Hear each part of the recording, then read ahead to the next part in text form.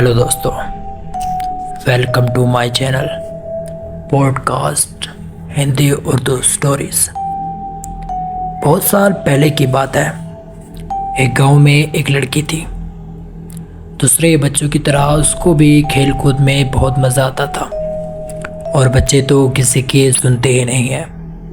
तेज़ बारिश हो या तेज़ धूप, बच्चों को तो बस खेलने से ही मतलब होता है। सख्त गर्मियों का मौसम था और दोपहर का वक्त था। नूर अपनी कज़न शहाना के साथ उस जगह गई जहां वो हमेशा खेलने जाते थे। वो जगह उनके घर के से थोड़ी ही दूर थी, और वहां पर एक दरख्त था जहां पे बच्चियों ने खेलने के लिए एक झूला लगाया हुआ था। वैसे तो उस दरख्त के पास हमेशा ही लड़कियां मौजूद होती थीं, पर आज जैसे ही नूर और उसकी कज़न वहां गई तो वहां पर कोई भी नहीं था। तो उन्होंने कहा कि चलो अच्छा है, आज हम खुद ही मज़ा करेंगे। और नूर जल्दी से जाकर झूले पर बैठ गई, और उस बात पर शहाना को बहुत गुस्सा आया। शहाना ने नूर से कहा कि पहले मुझे बैठने दो। नूर ने उसे नहीं बैठने दिया और शहाना गुस्से में चली गई। नूर को ये एहसास ही नहीं हुआ कि नूर वहां पर अब अकेली रह गई है।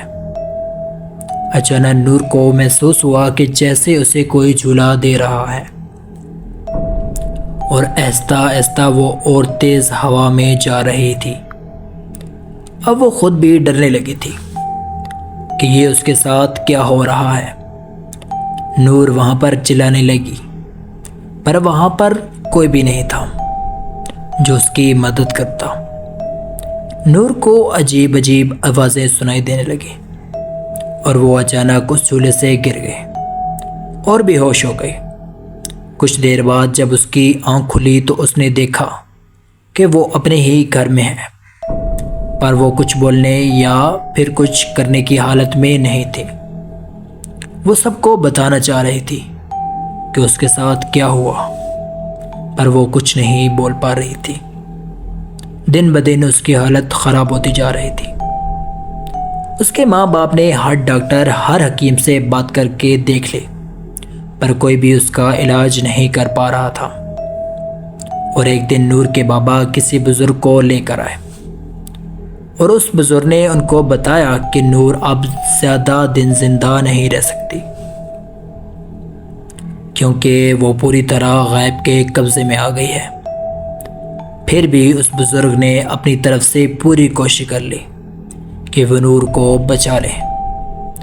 पर कुछ दिन बाद ही पता चला कि नूर अब इस दुनिया में नहीं रही।